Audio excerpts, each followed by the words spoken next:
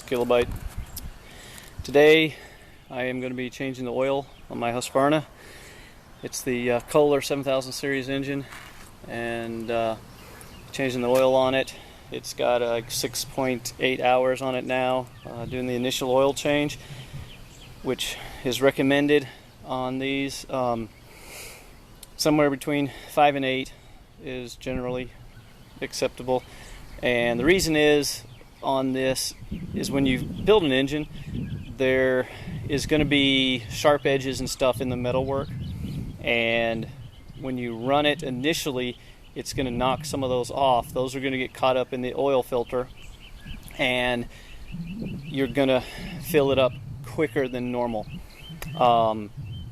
So that's the reasons I am aware of. Kohler does recommend doing this, and I always do this on all my engines.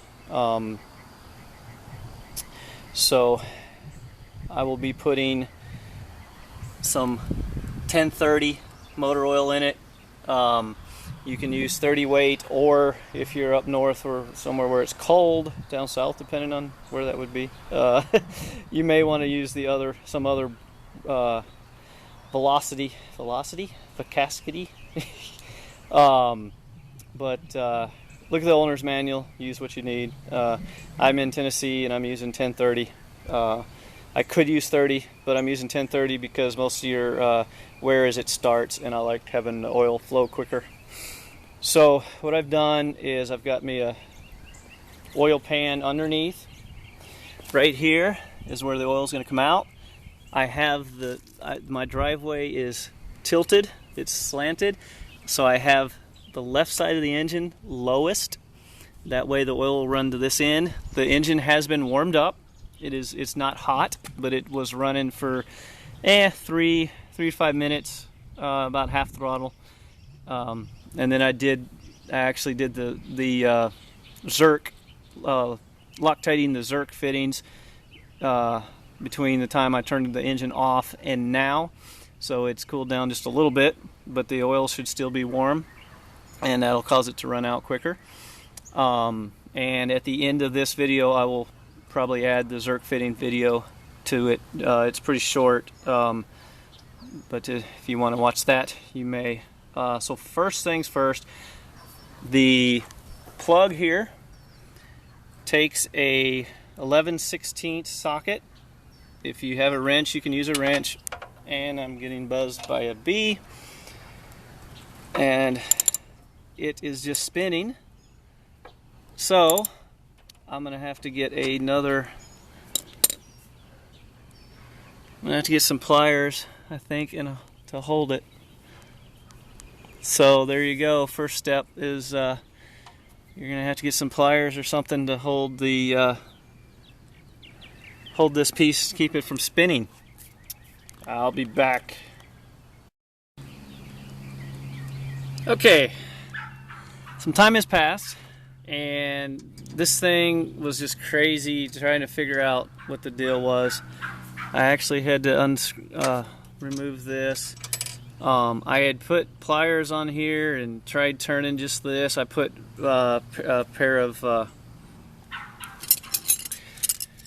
channel lock type things here, tried turning there, it would not turn. I ended up having to bring it around over here, get a 11/16 wrench, if I can get the camera to focus, on this piece, and have it against the tire, and then the socket on this, and finally broke it loose. It was quite a challenge, but it is now loose. And so what I will do, let me get this out of the way. Yes, I was fighting with stuff and I had to unhook that to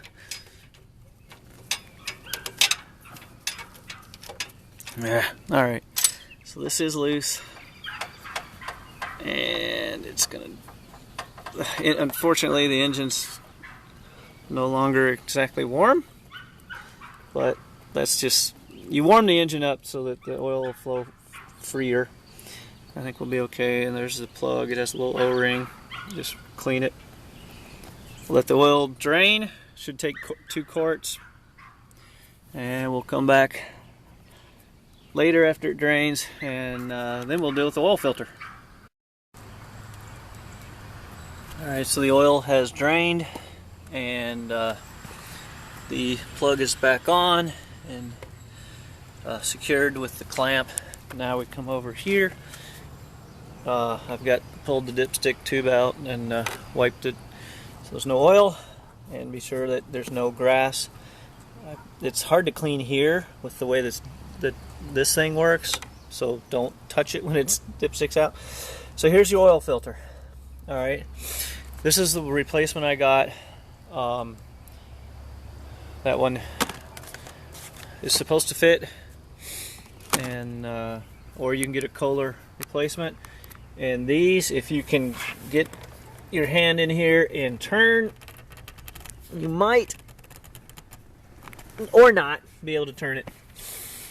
Alright, so I'm gonna have to get a wrench. I've already wiped it, got as much grass off as I could.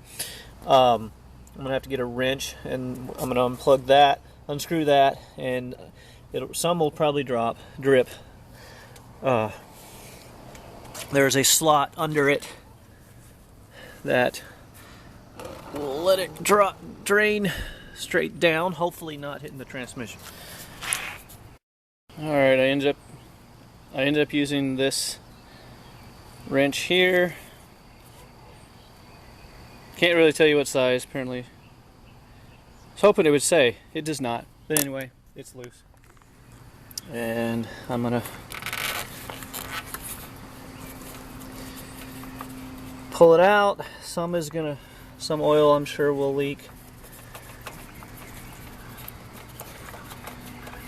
It's a little bit stripping. Because I drained the oil first, it's not too bad. And oh, come on. Flip it up, and I made a mess because I dropped it. Of course, the inevitable mess. So, I'll have to clean it up. But there's that. That's what it looks like down there, and be sure to keep it clean. Now the filter, this is if you can see the part number, 1205001, and if you'll notice, that one's a little shorter. I was disappointed. It's the same, the gasket and stuff, it lines up.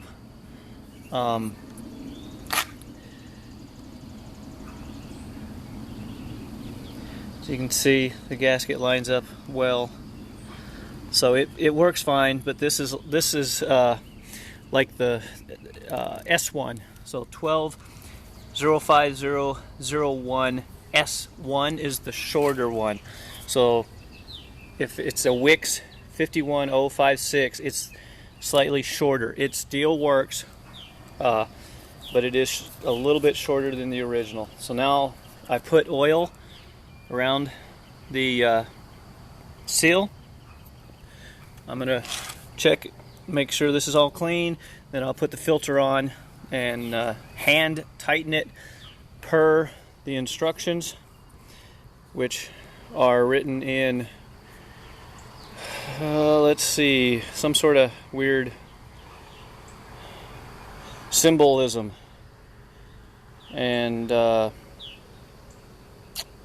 3 force turn. So you hand tighten it till it contacts, and then you turn it 3/4 more by hand. Then you fill it up with oil. And I will tell you that you can also, and what I will do is take a little oil and put in the filter here, so that you can have a little oil in here to soak into the filtering material. That will allow it to, that'll get the oil flowing quicker, and you won't have that couple seconds of no oil flow while the filter fills up.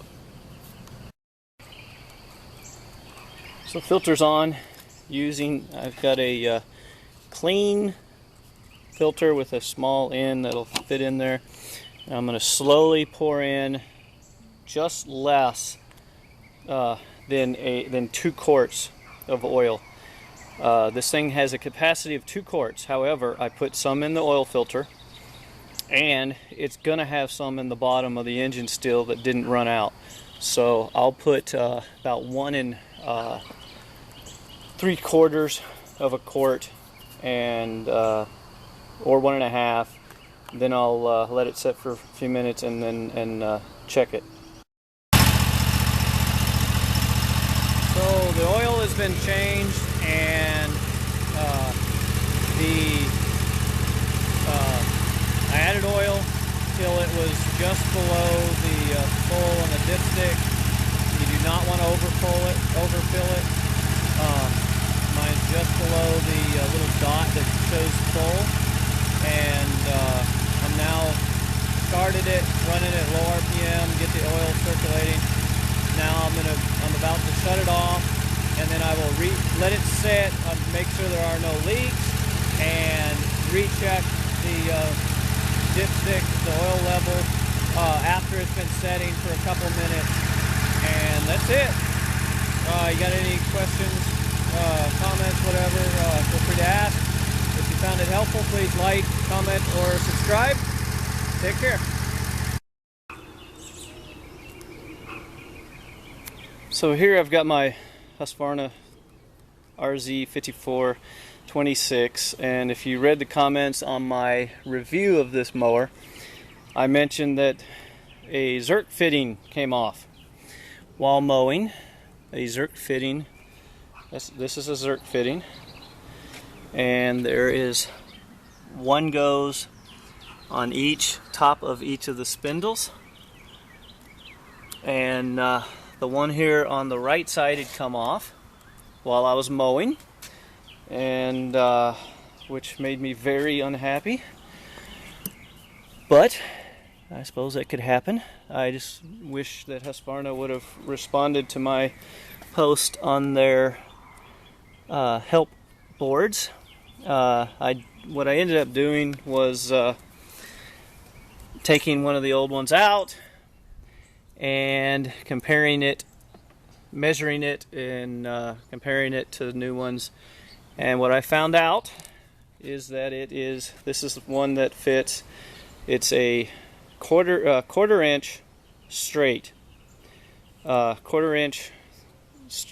This says 28. I guess it's the type of thread, but quarter inch straight zerk fitting or grease fitting, depending. And what I've done, I had to take the cover off of this side to get down to it, and I have taken a clean rag and wiped those off. I have wiped the zerk fittings off, making sure there's no grease in it. And now I'm going to take some blue Loctite or thread lock or thread locker, depending on what brand you get, and I'm going to put a little bit of this, just follow the instructions, on the threads, and then I'm going to put them back in and tighten them up, let them, this says I think it's 20 minutes to cure. I'm actually going to leave mine overnight or longer, just to be sure. I am just that way sometimes. I don't like doing things twice. So that is what I'm going to do. And by the way, the bolts, the bolts to hold the plastic on are 3/8 inch bolts, or you can do a torque wrench. The zerk fittings are 5/16. They're 5/16, so you'll need sockets for those. And that's it. So let me get that taken care of.